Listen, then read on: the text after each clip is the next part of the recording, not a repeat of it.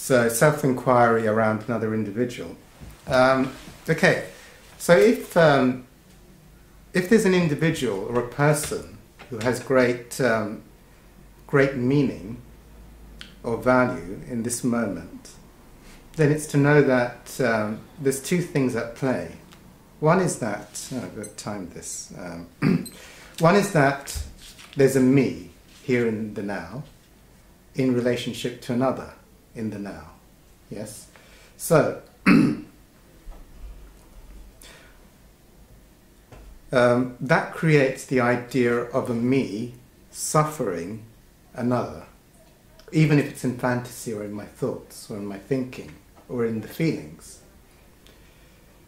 So self-inquiry, now this, I call it, you can call it identification or attachment to the idea of a me or my thinking or fantasy of another or relationship to another, is all underpinned through identification or meaning or attachment to the concepts of a me and another. So the first thing to do is to ask the question, okay, what's observing the me and the sense of me and other? Or if there's a sense of fantasy going on about this other individual, what's observing the fantasy? Is the observer of the fantasy or affected by the fantasy? If the observer of the fantasy or the thoughts about the other individual is affected, that means that that observer is interested in the story of the you fantasizing about the other individual.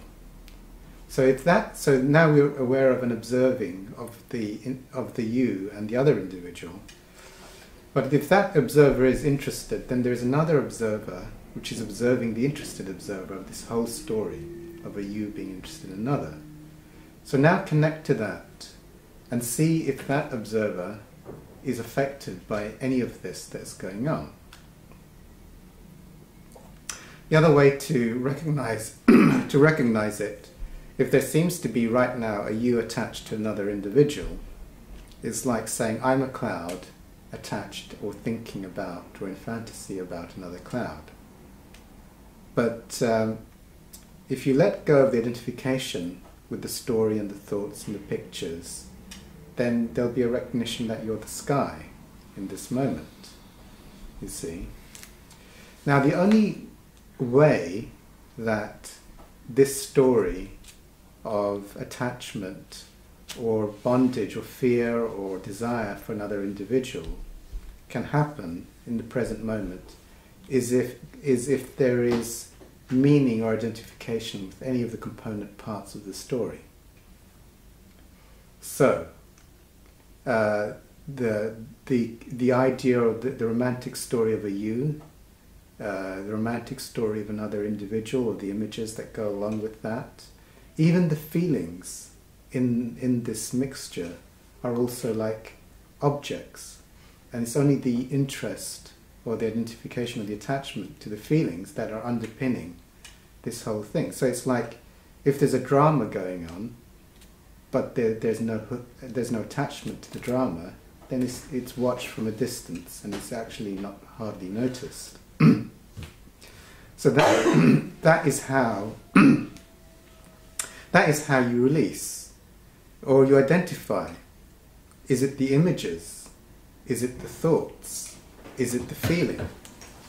Then what's